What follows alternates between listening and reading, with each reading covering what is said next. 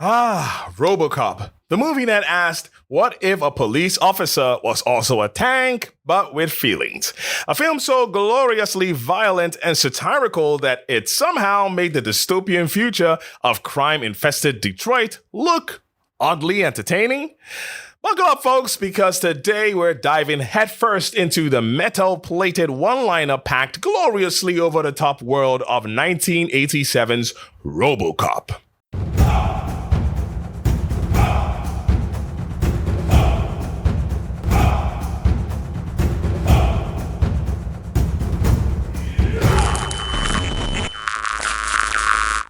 Before we get into it, please take some seconds to subscribe to this channel. It really helps us out. Thanks. Back to RoboCop. So, who was insane enough to bring this futuristic bloodbath to life? Well, that would be Paul Verhoeven, the Dutch filmmaker who later gave us Total Recall, Starship Troopers, and Basic Instinct, the movie that made every detective question their career choices. Verhoeven took one look at this script and initially tossed it aside, thinking it was dumb. But then, his wife, who probably knew exactly how to handle her sci-fi loving husband, convinced him to read it properly.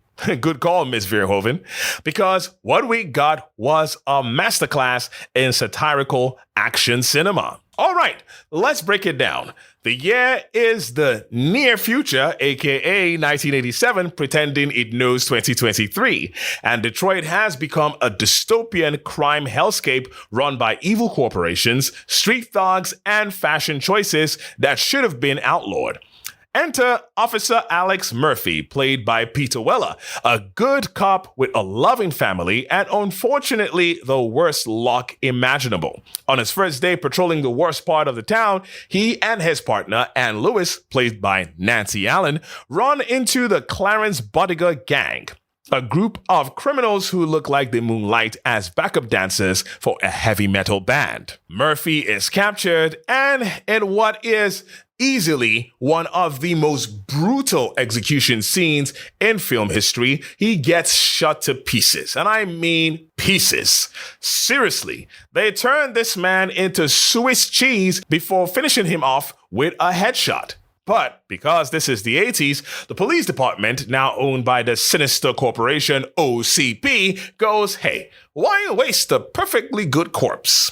Thus, Murphy is resurrected as RoboCop, the ultimate law enforcement machine. He's programmed with three prime directives: serve the public trust, protect the innocent, uphold the law, and secretly, a classified fourth directive that ensures he can't arrest corrupt OCP executives. Because, of course, the bad guys read the fine print. RoboCop starts cleaning up the streets. He's delivering iconic one-liners like, dead or alive, you're coming with me. And, of course, dealing out justice with maximum efficiency and minimum human rights violations, of course. But wait. The memories of his past life start creeping back, and RoboCop realizes he used to be Alex Murphy. Determined to reclaim his humanity, he sets out to take down Clarence Bodiger, played to psychotic perfection by Kurtwood Smith. After an intense battle filled with broken glass, toxic waste meltdowns, literally, and of course, a boss fight against a walking toaster on steroids, the infamous ED-209, RoboCop confronts OCP's evil CEO, Dick Jones, played by Ronnie Cox. But since that pesky fourth directive prevents him from shooting his boss, RoboCop pulls off one of the most satisfying loopholes in movie history. OCP's president fires Jones on the spot, making him a regular citizen again. So, what does Robo do? Immediately, he fills him with bullets. Pew, pew, pew, pew, pew, sending him flying through the window like a rag doll. When asked for his name, RoboCop, now aware of his past, simply replies, Murphy. Roll credits. Absolute perfection. Peter Weller, like I mentioned earlier, played RoboCop and Alex Murphy. He went full method for this role. He practiced his robotic movements with a mime artist. Yes, a mime artist. He actually did that. Nancy Allen, who plays Lewis, is the only character in this movie who actually kind of seems remotely normal, yet still willing to throw down when needed. Kurtwood Smith marvelously stars as Clarence Bodica, basically the Joker if he was a middle manager. And can you believe this is the guy who would hilariously eventually play Red Foreman in that 70s show? And of course, we've got Ronnie Cox playing Dick Jones, the kind of evil executive that makes you want to invest in Bitcoin. Miguel Ferrer is also Bob Morton, the OCP executive who creates RoboCop, snorts a little bit too much coke, and gets way too excited about capitalism before getting killed for it. So, apparently, filming RoboCop was no walk in the dystopian park. Peter Weller's RoboCop suit was a full-body sweatbox, making it nearly impossible for him to move. It was so hot and claustrophobic that he lost up to 3 pounds per day just by wearing the suit. Also, ED-209, that giant walking security bot, was made using stop-motion animation, and it shows. Watching ED-209 trying to walk down the stairs is one of the funniest things ever captured on film. Also, the movie was so gory that the MPAA forced Verhoeven to cut 17 seconds to avoid an X rating. But let's be honest, those 17 seconds probably involved more body parts flying off Murphy. Despite its over-the-top violence and corporate cynicism, RoboCop was a massive hit, raking over $53 million at the box office against a budget of $13 million. Critics initially weren't sure what to make of it, but over time, they realized it was more than just an action flick. It was a darkly satirical critique of capitalism, law enforcement, and corporate greed.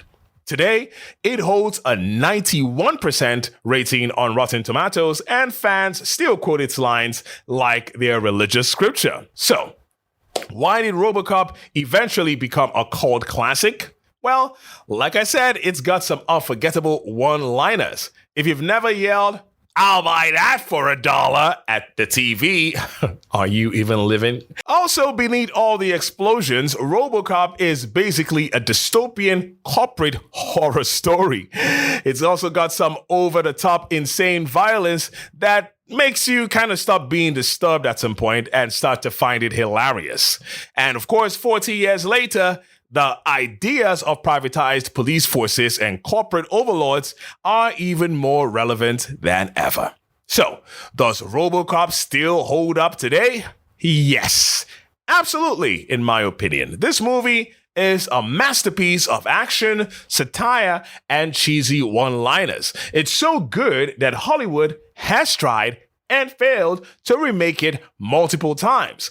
But nothing can top the sheer insanity, the heart, the metallic badassery of the 1987 original. So, if you haven't seen RoboCop, do yourself a favor, grab some popcorn, sit back, and enjoy the most gloriously violent corporate takedown in cinema history. And remember, dead or alive, you're coming with me. So, have you seen RoboCop 1987? What do you think about it? Let me know in the comments. And thank you so much for watching this video. If you like what you saw, don't forget to like, share, and of course, subscribe to Moviematic and hit that notification bell. Till next time, take care and stay safe.